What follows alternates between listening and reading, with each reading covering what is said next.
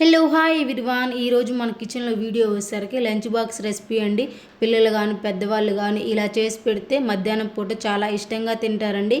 Lunch బాక్స్లోకి చాలా healthy food అండి. కళ్ళకు కూడా చాలా మంచిది కదా, మన ఆరోగ్యానికి కూడా చాలా అంటే చాలా మంచిదండి. కరివేపాకు రైస్ చేస్తున్నానండి. చాలా అంటే చాలా బాగుంటుంది. వీడియోని మాత్రం స్కిప్ చేయకుండా చూసేయండి.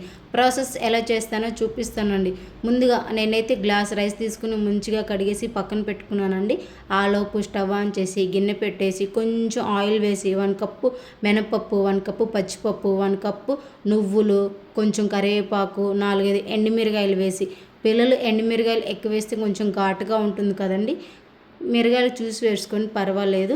ఇంకా అదంతా మంచిగా చల్లారిన తర్వాత మిక్సీ పట్టుకోవాలండి. ఫ్లేవర్ కోసం 4-5 వెల్లుల్లి రెబ్బలు వేసుకుంటే టేస్ట్ చాలా బాగుంటుంది. చూసారు కదా, ఆ మాత్రం గరుగ్గా పట్టుకుంటే సరిపోతుంది.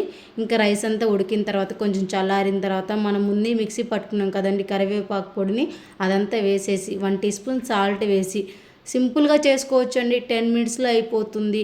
మంచిగా సాల్ట్ వేసి అట్లా కలిపేసి వేడి అన్నానికి కరివేపాకు ఫ్లేవర్ పట్టిందంటే చాలా అంటే చాలా బాగుంటుందండి.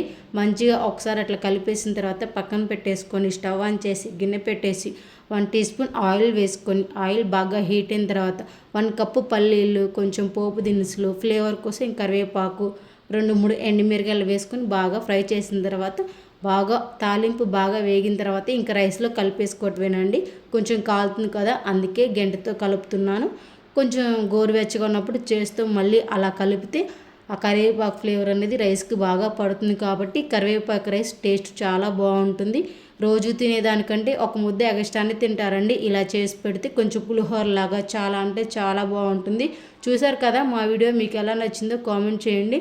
మీరు కూడా మీ ఇంట్లో తప్పకుండా ట్రై చేయండి. టేస్ట్ మాత్రం చాలా బాగుంటుంది. ఇలా చేసి పెడితే లంచ్ బాక్స్లోకి సూపర్గా ఉంటుంది. హెల్దీ ఫుడ్ అండి.